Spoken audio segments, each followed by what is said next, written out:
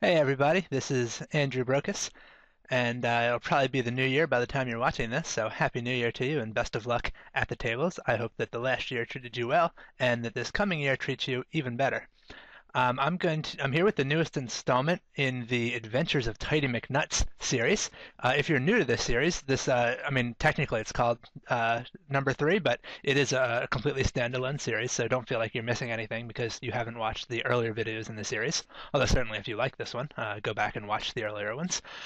This one is on its own topic, and this one is actually dealing with evaluating some ranges on the flop, ranges that a player should be raising with both for value and bluffing, ranges that a player should be shoving over a flop raise, ranges that a player should be calling that flop shove with.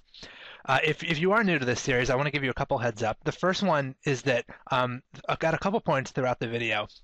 And this is going to be a purely theoretical video, so there's not going to be, we're just going to be looking at one extended hand example. There's not going to be any live play or a lot of different hand examples. There's going to be some math and some poker theory in here.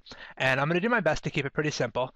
I've spent a lot of time putting together some slides, and the behind-the-scenes people at Poker Savvy have done a nice job of putting some visuals together for you. They're going to try to make this as easy to follow as possible.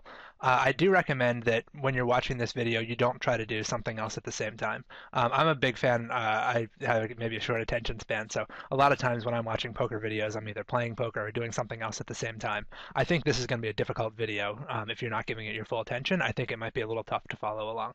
So that's the first thing. And the second one is there's going to be certain points in this video where I stop and ask a question. And I know my temptation again when I'm watching a video or reading a book or something and they ask a question, I never ask the question to myself. I just keep on going and look at whatever the author's answer is. But I really encourage you here to actually stop and try to think about this a little bit for yourself before you move on. And I'm gonna pause for a second, but I'd encourage you to actually pause the video when there's a question on the screen and take a second to think about it for yourself. I think it really will make a difference for you in this case. And I don't necessarily believe that in every circumstance where an author or somebody asks you or says take a second to stop and think about this, but here I really do think it's applicable. So just give you a quick overview of our cast of characters here.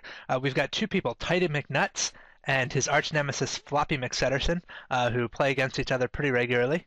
Back in the beginning, Tighty McNuts was, as his name implies, a very, very tight player. He's loosened up a little bit, but he still plays pretty tight and predictably, and Floppy McSetterson is the guy who's always trying to exploit Tighty McNuts and take advantage of him. And in these Tighty McNuts videos, what we see is we look at different poker situations, and we evaluate the ways in which these two players adapt and counter-adapt to each other. So we're going to start off with a strategy that Tighty McNuts is employing, and we're going to look at some of the ways that Floppy McSetterson can play to take advantage of what Tighty is doing. And then we're going to look at how Tighty McNuts needs to adapt to Floppy's strategy in order to stop himself from getting exploited. And then finally, some ways that Floppy needs to readapt to Tighty's new strategy so that he can once again take advantage of him.